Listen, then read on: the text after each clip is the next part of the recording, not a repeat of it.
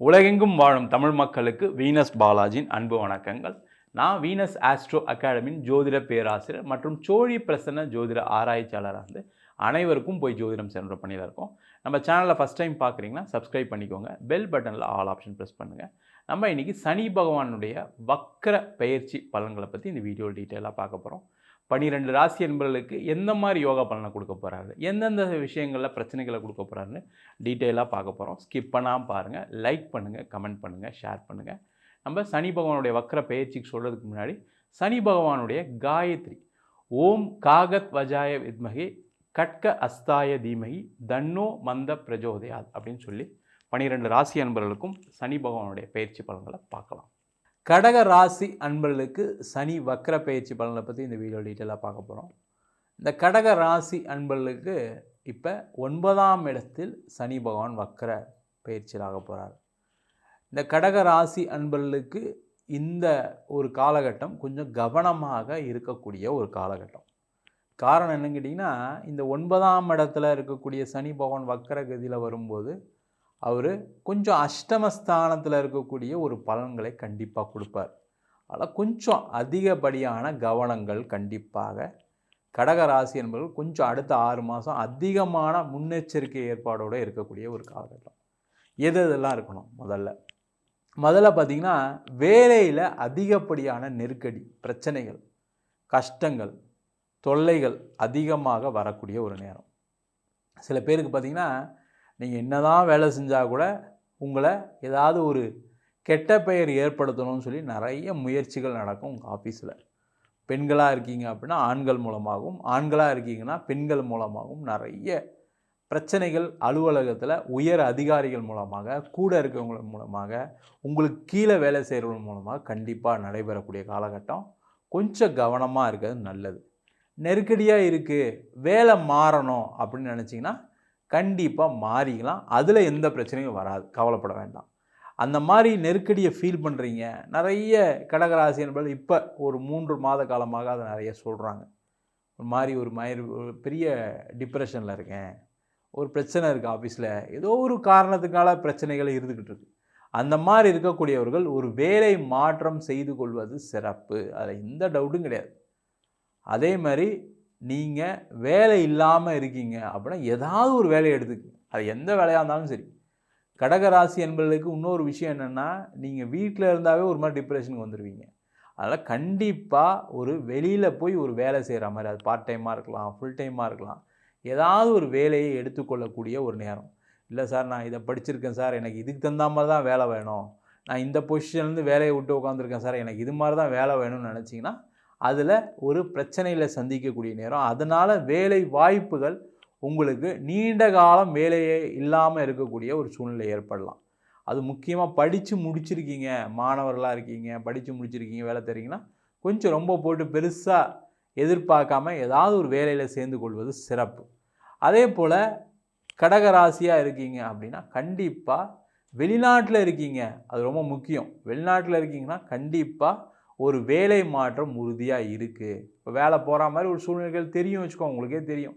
பயங்கரமாக நெருக்கடி கொடுக்குறாங்க சார், வேணும்ட்டே பிரச்சனையை கொடுக்குறாங்க, இல்லை ஆள் குறைப்பு பண்ண போகிறாங்க அப்படின்ற மாதிரி தெரிஞ்சதுன்னா தயவு செய்து நீங்களாகவே மாறிடுங்க. இல்லை சார், நான் ஒரு 10 வருஷமாக வேலை செஞ்சிட்ருக்கேன், 5 வருஷமாக வேலை செஞ்சிட்ருக்கேன், என் வீட்டுக்கு பக்கத்தில் இது தான், எனக்கு ஒர்க்கு ஃப்ளெக்சிபிளாக இருக்குது, இந்த மாதிரி யோசிச்சுட்டு அந்த நாளை தள்ளிடலாம், ஒன்றும் பிரச்சனை இல்லை, இப்போ வேறு ஏதாவது ஒரு சேஞ்சஸ் வந்துடும், வேறு ஏதாவது ப்ராஜெக்ட் மாறி அப்படின்னு ஏதாவது ஒரு யோசனைகள் இருந்தீங்கன்னா அதை எடுத்து தனியாக வச்சுட்டு வேலை மாறிக்கொள்வது சிறப்பு.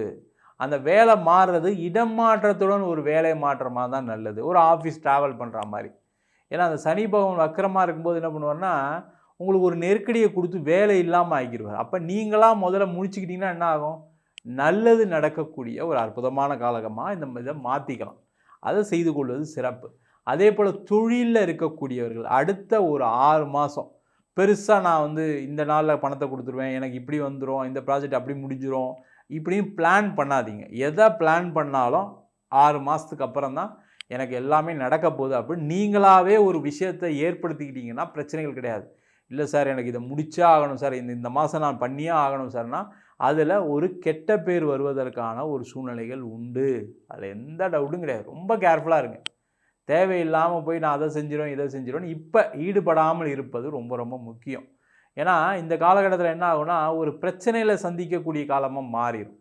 நீங்கள் பிஸ்னஸ் அவ்வளோ சீக்கிரம்லாம் முடிக்க முடியாது. பிஸ்னஸில் பெரிய லெவலில் பணம் வந்து சேர்ந்துடாது. பிஸ்னஸில் உங்களுக்கு இருக்கக்கூடிய நெருக்கடி அதிகமாகக்கூடிய ஒரு நேரம்.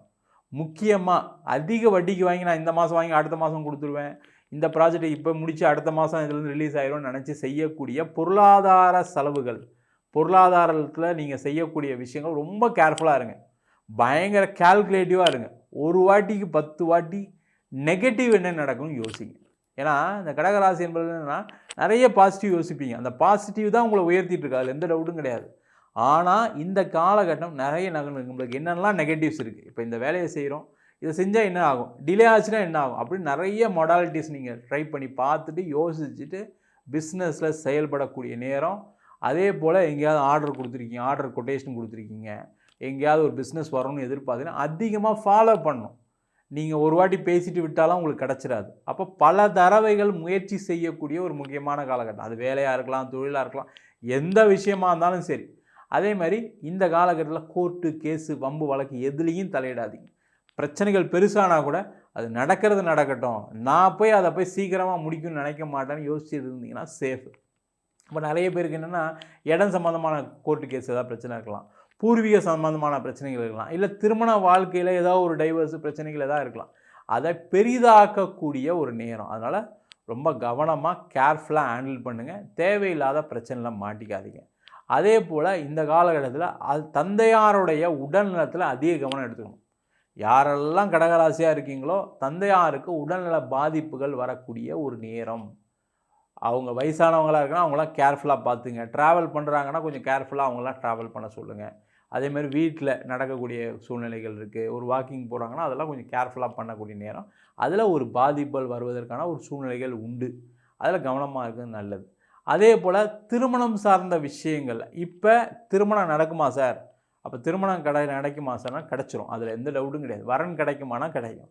ஆனால் அந்த வரனை பார்க்கும்போது ஒரு தடவைக்கு 3 தடவை உங்கள் ஃபேமிலிக்கு அந்த ஃபேமிலி செட் ஆகுமா, நீங்கள் படித்த படிப்புக்கு அவங்களுக்கு அந்த தகுதி இருக்கா, அதே போல் நீங்கள் என்ன ஸ்டேட்டஸில் இருக்கீங்க அந்த ஸ்டேட்டஸ் என்ன, முதல்ல 2 பேருடைய ஜாதகத்தை பார்த்து பொருத்தம் இருக்கா இல்லையா.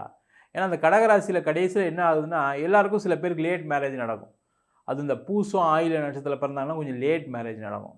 அப்போ என்ன பண்ணுவாங்கன்னா கடைசியில் ஏதாவது ஒரு பொண்ணு கிடச்சா போதும், பையன் கிடச்சா போதுன்னு ஜாதகம் கூட பார்க்காம சேர்த்தவங்கனால தான் நிறைய பிரச்சனைகளை பார்த்துக்கிட்டு இருக்கோம் நாங்கள் நிறைய. அதனால் ஒரு வாட்டிக்கு 2 வாட்டி செக் பண்ணுங்கள், தப்பு இல்லை. லேட்டாக வருது, ஐயோ நம்ம இதை விட்டால் கிடைக்காதுன்னு நினச்சிக்கிட்டு எங்கேயாவது போய் மாட்டிக்காதீங்க. அதில் கவனமாக இருக்கக்கூடிய நேரம். அதே போல் திருமண வாழ்க்கையில் பிரச்சனைகள் இருக்குது சார், இல்லை சார் எனக்கும் என் கணவருக்கும் பிரச்சனை சார், என் மனைவிக்கும் பிரச்சனை, அதனால் பிரியுங்களான் இருக்கோம் அப்படின்னு யோசனைகள் இருக்கக்கூடியவர்கள் அந்த யோசனை அப்படியே ஒரு 6 மாதம் தள்ளி போடுங்க. அது எவ்வளோ பெரிய பிரச்சனையாக இருந்தாலும் சரி, உங்களுக்கு பிடிக்காமே இருக்கட்டும் அந்த வாழ்க்கை, தப்பு கிடையாது. ஆனால் இப்போ நீங்கள் எடுக்கக்கூடிய முடிவுகளுக்கு அதிகமாக வருத்தப்படக்கூடிய ஒரு சூழ்நிலை எதிர்காலத்தில் இருக்கும். அதனால் தேவையில்லாமல் யோசிக்காமல் இப்போ 6 மாதம் நான் எதுவும் முடிவு எடுக்க மாட்டேன், தள்ளி போடுங்க சில விஷயத்தை. பிரச்சனைகள் எல்லாத்தையும் தள்ளி போடுங்க. உங்களுக்கு பிரச்சனை வராமல் இருக்குது, இல்லை பிரச்சனை ஆகிற மாதிரி இருக்குன்னா, இல்லை உங்களுக்கு ஒரு முடிவு எடுக்க முடியலைன்னா தள்ளி போடுவது சிறப்பு. அதே போல் திருமணம் நிச்சயம் ஆகிடுச்சு அப்படின்னா என்ன பண்ணுங்கள், சீக்கிரமாக லேட் பண்ணாதீங்க. இல்லை ஒரு 6 மாதம் கழித்து பண்ணுறேன், ஒரு 3 மாதம் கழித்து பண்ணுறேன், நம்ம நிச்சயதார்த்தம் பண்ணதுக்கப்புறம் அதெல்லாம் அப்புறம் யோசிக்கலாம், இல்லை மண்டபம் பெருசாக இந்த மாதிரிலாம் யோசிக்காமல் திருமணத்தை முடிவு பண்ணிட்டீங்க, நிச்சயம் பண்ணிட்டீங்கன்னா உடனே 45 நாளுக்குள்ளே கல்யாணத்தை பண்ணிடுங்க.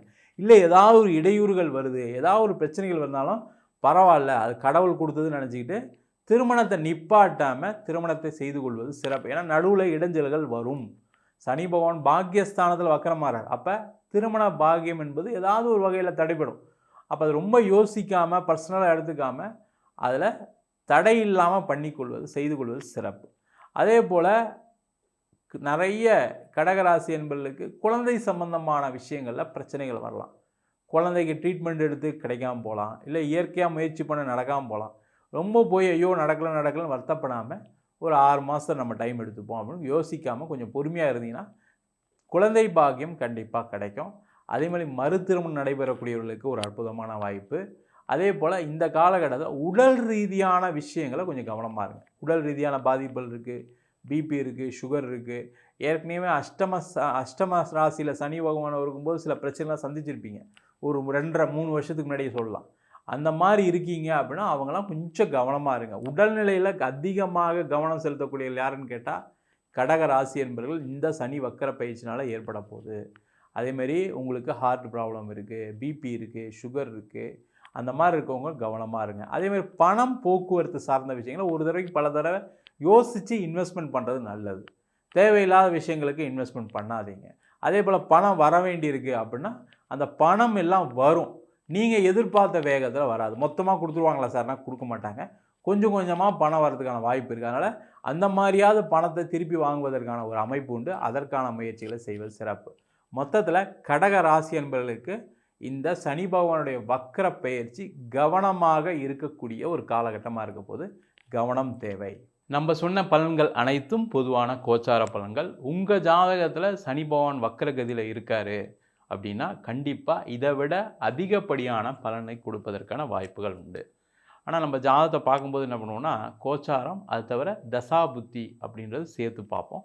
தசாபுத்தியில் காலங்கள் சரியில்லை. இப்போ பார்த்திங்கன்னா சில பேருக்கு ராகு தசை மிகப்பெரிய பாதிப்புகளை கொடுத்துருக்கு. பொருளாதாரத்துலேயும் உறவுகள்லேயும். கேது தசை, புதன் தசைகள் மிகப்பெரிய கடன்களை கொடுத்துருக்கும்.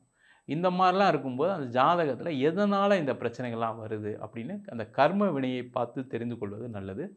என்கிட்ட ஜாதகம் பார்க்கணும்னு விருப்பப்பட்டீங்கன்னா கீழே இருக்க நம்பருக்கு வாட்ஸ்அப் பண்ணிட்டு ஜாதக பலனை தெரிந்து கொள்ளலாம்.